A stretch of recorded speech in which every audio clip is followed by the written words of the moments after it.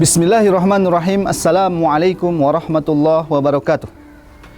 Pemirsa yang dirahmati Allah Subhanahu wa taala, bulan Ramadan adalah bulan diturunkan Al-Quran. Bulan Ramadan adalah Syahrul Quran. Kenapa bulan Ramadan dikatakan Syahrul Quran? Karena pada bulan Ramadan inilah Allah Subhanahu wa taala menurunkan Al-Quran. Karena itu umat Islam pada bulan Ramadan ini didorong, dianjurkan, disunnahkan untuk banyak membaca Al-Quran. Karena demikian besar pahala yang diberikan oleh Allah Subhanahu wa taala kepada siapapun yang membaca Al-Quran. Rasulullah sallallahu alaihi wasallam bersabda, "Man qara'a harfan min kitabillah falahu bihi hasanah." Barang siapa yang membaca satu huruf dari Al-Quran, maka dia akan diberikan satu kebaikan. Bahkan satu kebaikan ini dilipat gandakan 10 kali lipat. Dan di bulan Ramadan dilipat gandakan lagi. Subhanallah. Bayangkan berapa banyak huruf yang kita baca ketika kita membaca surat Al-Fatihah. Ketika kita membaca basmalah, Bismillahirrahmanirrahim, berapa huruf yang kita baca? Demikian banyak pahala yang diberikan Allah Subhanahu wa taala kepada kita.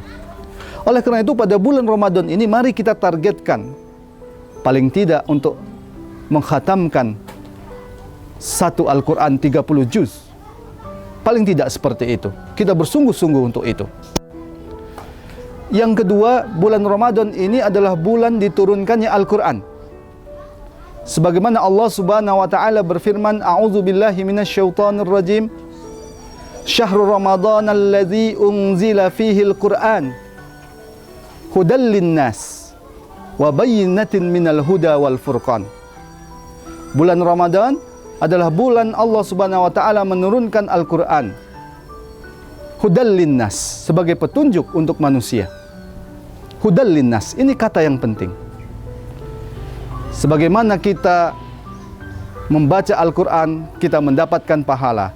Al-Qur'an juga adalah sebagai pedoman hidup kita. Hudal linnas, menjadi petunjuk untuk manusia.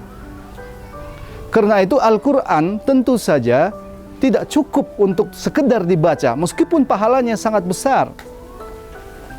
Tapi fungsi yang penting juga dari Al-Quran ini adalah sebagai pedoman hidup manusia, sebagai pedoman hidup kita. Karena dengan Al-Quran kita memiliki pandangan hidup yang jelas. Kita tahu siapa yang menciptakan alam semesta ini, yakni Allah Subhanahu wa taala. Kita tahu untuk apa kita hidup di dunia adalah semata-mata untuk taat kepada Allah, beribadah kepada Allah Subhanahu wa taala. Dan kita tahu mau kemana kita setelah hidup di dunia ini, yakni kembali kepada Allah Subhanahu wa taala, mempertanggungjawabkan perbuatan kita.